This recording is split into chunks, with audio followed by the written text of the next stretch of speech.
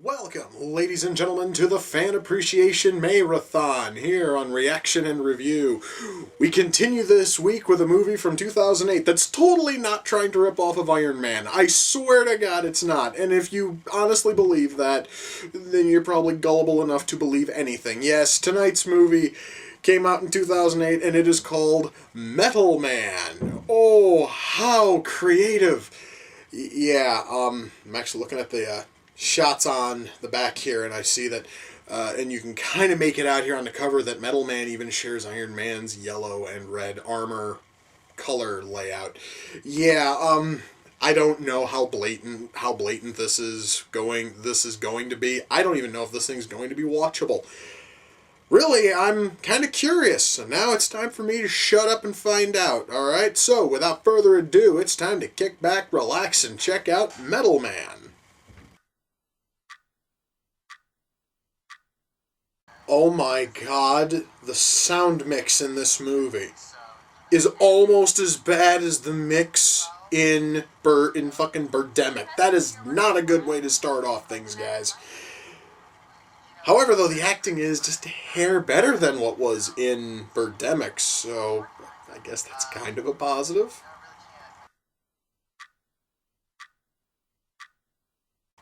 And just as a small correction, I stated earlier that Metal Man's armor was red and yellow. No, actually, it's purple and yellow. Totally different from Iron Man, swear to God.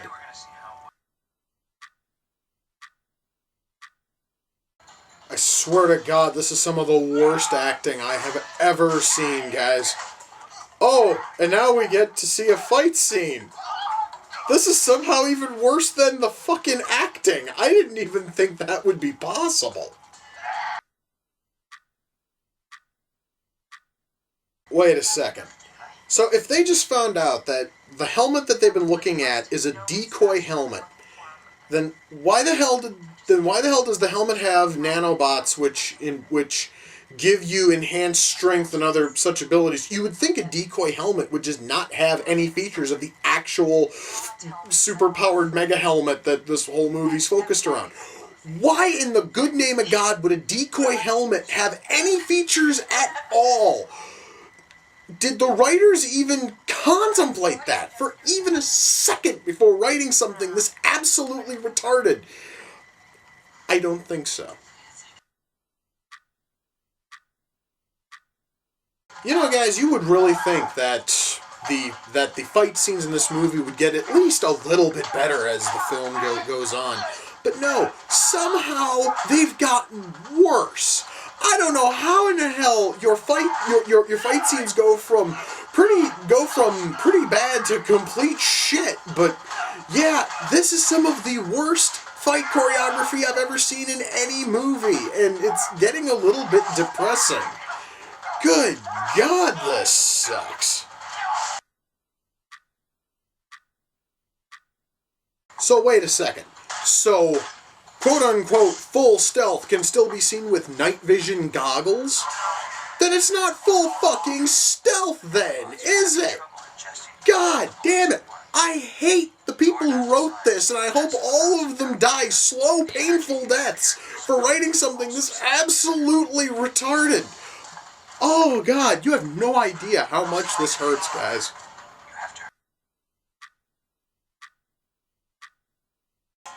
What the fuck kind of ending was that? No. Fuck you, movie. Kiss my ass and die in a fucking fire. Well, guys, that was Metal Man. Good God. That was such an abrupt ending, it almost hurt. But hey, I'm fucking happy it's done. Now I get to talk about it. Alright, let's start with the writing. I've already mentioned a couple of things about the writing here where there's a lot of issues. Example, at one point they talk about how one of the helmets is a decoy, yet the decoy is almost a fully functional copy of the actual helmet. I don't totally understand why. I don't know why a decoy helmet would even have any of the functions of the actual superpowered helmet. By the way, yeah, guys, the plot to this movie. It is basically Iron. It is basically Iron Man if instead of being a full suit of armor that's powered by Tony Stark's artificial heart, it's basically a super powered motorcycle helmet that just sort of has a suit for show. So you basically can just have the helmet and you'll have all of the abilities and powers and what have you that you would have without needing the big bulky suit. Anyway, so yes, at one point we find out that one of the two helmets is a decoy helmet. You'd think a decoy helmet wouldn't have any of the functionality of the actual superpowered helmet, but no, it has partial functionality, which makes no goddamn sense. Also, when fully upgraded, the actual helmet has something which it calls full stealth. I mentioned it could be seen with night vision goggles, but I do have to correct myself. It wasn't night vision, it was thermal vision goggles, because it was shot during the day and night vision wouldn't be useful then. But still, the very fact that there was any way you could fucking see them means it's not full stealth. The very fact that the writers could not think about these things when they were putting this god-awful story together just shows me that they either did not care or they were too stupid to notice. Oh my god. The story here is complete shit. So our main character, Kyle, he apparently has two different, love interests. One of them kind of bolts because she doesn't want anything to do with any of this, and the other one, she's just there. And apparently now they are now meant to be, because she also now has a helmet fully grafted to her face too. By the way, you can't take the helmet off. Leads to another little plot hole here, in the sense that the helmet has to feed off of the wearer's electrical impulses, but the only way to do that is if the helmet's activated, and when the helmet's activated it becomes fully grafted to your head and you can't take it the fuck off. Why? Who the hell would develop a helmet that basically siphons off your own energy in order to power itself, thus slowly killing you the longer that you wear it without being able to take the goddamn thing off? Again, the writers either didn't care or they were too fucking stupid to think that through. The writing here is all that, guys. Every bit of writing in this film is just either they were too stupid or they didn't fucking care. Now, I could probably talk about the writing for ages, because there's that many fucking problems. There was nothing right in this thing, guys, amongst anything, but the writing is one of the worst things. And I could literally be here for probably about 2 hours, which is far longer than the goddamn movie itself is, and complain about every little issue. Let me just put it this way. The writers were fucking stupid. I'm going to put it that way and walk away from writing. Let's talk about acting. What fucking acting? Nobody in here actually knows how to act.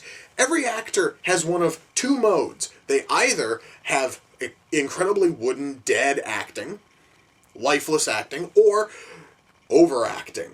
Overacting to the point of making the movie suck, because you can overact and still at least make the movie kind of charming. The overacting here is so bad it actually sucks away any charm the movie might have had. So, and mind you guys, it is not the case of this actor's wooden and this actor is overacting to the fucking extreme. No, you will have one actor who in one shot is as deadpan as possible, and then when the camera angle changes, he has to pick bits of scenery out of his fucking teeth because he's overacting that goddamn much. It's bad. It is horrible. And guys, while I'm on the subject of the camera angle changing, You guys remember when I reviewed Birdemic, Shock and Terror, and I mentioned the sound mix there about how you could hear like background noise in one angle, and then when they switch angles, there's absolutely no background noise, or there's different background noise, and it's really off-putting? Same fucking problem here. The only things which they did in terms of sound mix was they added this god-awful robotic filter over anybody who's talking while wearing one of these helmets, and it gets to a point where you can barely understand what they are saying. While I'm on the subject of sound mix, let me give you guys a little tip here, all right? If you're going to be filming outdoors, all right? If you're going to film outdoors, or if you're going to film wide-angle shots, a boom mic is your best friend. Otherwise, we can't hear the fucking dialogue. That happened quite a bit. And because this movie's $1 million budget, at least according to the IMDb, this shit heap had $1 million budget. That $1 million budget, it couldn't go to decent fucking effects, decent sound mix, or dubbing in dialogue. I'm going to get to special effects in just a minute. No, I don't know where the fuck the budget went, but this thing apparently cost $1 million. I want to know where the fuck about $600,000 of that went. Mind you, $400,000 is still being incredibly generous with how much this son of a bitch would have cost to make if it were put in the hands of someone who knew what the fuck they were doing. Anyway... back to sound mix. Quite often, you will have scenes where you can't hear a single person because the dialogue is so fucking muffled and quiet. Partially because the camera is way, way back and they're using the built-in mic on the camera. Or just because... that there is if it's indoors, is just the camera's like way, way back and the mic isn't able to pick them up. Or it's outdoors and there's wind. The looping in dialogue would have been incredibly helpful. I noticed a single scene, besides anything involving the titular metal man here, where they actually tried to loop in dialogue, and there was horrible hiss in the background. It literally almost sounded like they were trying to loop in dialogue that was taped off of a fucking cassette tape recorder. It sounded terrible. It was fucking awful. Guys, the sound mix in this is shit. Now on to special effects. Do you see this costume? Do you see how they had to cover most of it in shadow? Yeah, that's because the costume looks like shit. It is supposed to look like it's all like made out of fucking metal and everything. You can tell it's all plastic and foam, really cheap plastic and foam. In fact, in many cases, the paint is either cracking or peeling because, well, they had to try to move around in the fucking suit, and the suit is already incredibly bulky. But there's also paint peeling and flaking off of it everywhere. It looks horrifically cheap. And when they get a second like robot suit or another like mech suit in there, it looks marginally better. But that's just partially because you don't see it in close up, and it's only there for like a minute, if fucking even. Beyond that, we have CG, which I would say is some of the worst CG I've ever seen, but I then have to remember that I have seen Birdemic, and nothing will ever beat that in terms of god-awful CG. But this son of a bitch comes in a close second. We have video game footage, which I'm going to assume was supposed to be from 2008. It looks fucking terrible. At one point, the second mech suit has a rocket launcher on its shoulder, and it fires this horrific like CG rocket, and apparently they needed to show the rocket like spiral up and shoot down a plane, and that effect looked absolutely abysmal. Guys, the CG here was bad. I'm wondering where the fuck the supposed $1 million budget for this goddamn thing went. It obviously did not go into making the fucking movie. I can clearly see that with my own goddamned eyes. So yeah, guys, acting here is bad, sound mix is bad, effects are bad, the writing is shit. There is not a single positive I can levy to this goddamn movie. So, can I recommend it? No. I cannot even recommend it as one of those like morbid fucking like curiosity things. Guys, if this fucker is on Netflix, don't bother. You will not like what you see at all. Ever. Period. End of fucking sentence. You will not like this. It is not good. Seriously, guys, is not even bad, like bad on a laughable level. It is bad on a fucking insulting level. My fucking God. Wow, I am kind of running out of shit to say about it, guys. This movie is by far one of the worst quote-unquote superhero-style movies I have ever seen. This movie is absolute torturous bullshit, and frankly, I'm happy I never have to watch it the fuck again.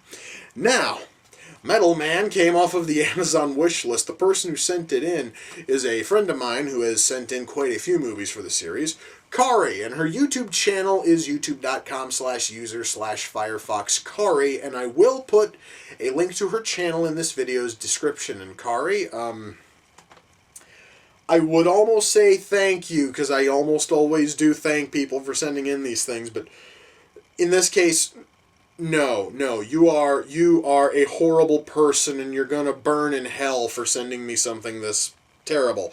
However, I guess I kind of asked for it after all. I was the one who was stupid enough to put it on the fucking wish list in the first place. So, I guess this is all on me, and I'm going to go to hell for having curiosity about things that, oh my God. Alright, guys, I'm going to walk away right now. I need to go do something. Fuck, let's see. I need to watch something different. I'm looking at my Blu-ray collection.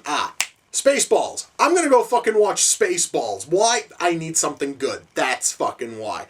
So yeah, guys, until next time, take care, and I will see you all in the near future. Peace.